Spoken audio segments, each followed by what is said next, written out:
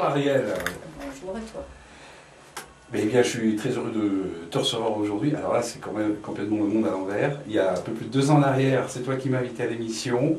Et aujourd'hui, tu m'as propulsé, je vais dire, animateur d'émission radio. Je ne m'attendais jamais à ça. D'ailleurs, première chose, je te remercie beaucoup parce que c'est grâce à toi qu'aujourd'hui, on arrive avec le libre-échange à amener des personnes qui... Moi, ça me permet de m'exprimer. Très sincèrement, je ne pensais jamais animer une émission radio. Ben voilà. Mais c'est super, c'est génial. Merci à Ariel pour tout ça. Et il y avait une émission, et c'était l'émission Invité Coin de rue. Ouais, c'est ça. Et je me suis dit, ça doit être super. Il faut que j'appelle parce que on a des choses à dire. Et j'avais trouvé cette émission vraiment super. Et je m'en souviens de ce jour-là. Voilà. Et on s'est vu, et puis on s'est pas fait une bouffe, mais on s'est plus, et puis ça donnait des émissions. Ah ouais, c'est fabuleux. Voilà. Donc toi, en tant qu'invité, oui. Et puis cette année, comme tu es un très bon communicant, je dis, moi j'ai rien à faire dans des émissions comme ça, j'ai bien fait.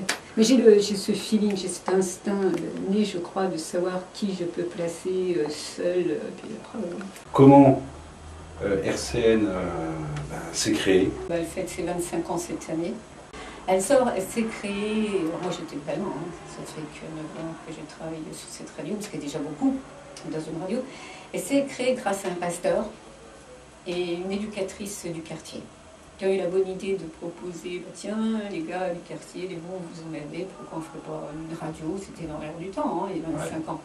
Ils ont eu l'autorisation, donc ils ont obtenu une fréquence, et après, fallait choisir le nom de la radio. Alors le pasteur, l'éducatrice ont demandé aux gamins, alors c'était une légende, mais on l'a donné comme ça. Les gamins ont dit, oh tiens, on va l'appeler Radio Caraïbe. Voilà. Radio Caraïbe. D'accord, donc c'est venu comme ça. Caraïbe, on n'a rien du tout. À la limite, on n'a même pas la musique, mais on n'a rien contre. Nous, on travaille avec des animateurs, de bons animateurs. Donc le jour où un animateur qui sera bon à l'antenne, il nous proposera une émission sur ces sons-là, pas de problème. Et toi alors, tu en es venu à la radio comment? Je suis tombée dans le chaudron exactement avril 1977.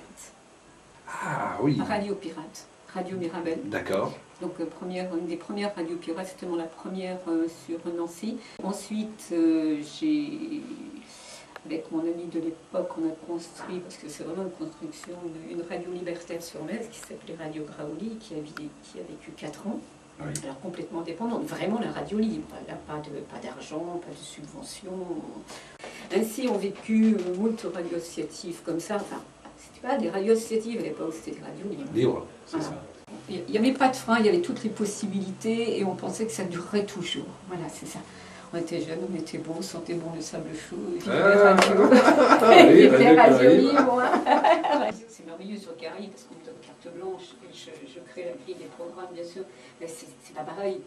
Il y a un travail à fournir pour avoir des subventions. On sait très bien que le CSA il est toujours après toi, tous les ans, toutes les radios associatives de France, ici sont actuellement, mais dans un an on sera beaucoup moins certain vu ce qui se passe. Hein. Oui. On a un dossier à fournir et selon le travail que tu fournis, tu as plus ou moins de subventions. Et bien ensuite, j'ai vraiment appris à travailler en tant qu'animatrice, puisque les animateurs et animatrices de mon âge, presque tous appris sur le tas. Maintenant, ils sont tous à France Bleu, ils sont tous à France Inter, enfin, voilà, Olivier, il est éteint.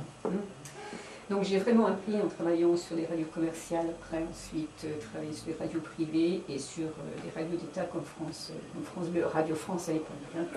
Là, c'est une grande école de rigueur, mais je ne regrette pas d'être partie, mais c'est vraiment une grande école de rigueur où tu as vraiment appris à travailler avec le respect de l'auditeur. Voilà. J'ai eu beaucoup de chance. C'est un très beau parcours. Tu es sélectionné sur Radio France déjà pour ta voix. Radio Caraïbes, c'est pas du tout comme ça. Quoi, privé de voix, on en cherche aussi. Mais moi, ce que je préfère, c'est le sujet, le fond. Après, la voix, tu vois, c'est très important. La montre l'animateur que tu peux entendre, on a des belles voix, mais qu'une fois tu creuses, il n'y a pas grand-chose. Toute personne qui prend l'antenne sur cette radio, RCN, ils ont vraiment ils savent. C'est un métier où il faut être curieux, tout le temps. Donc c'est pas facile.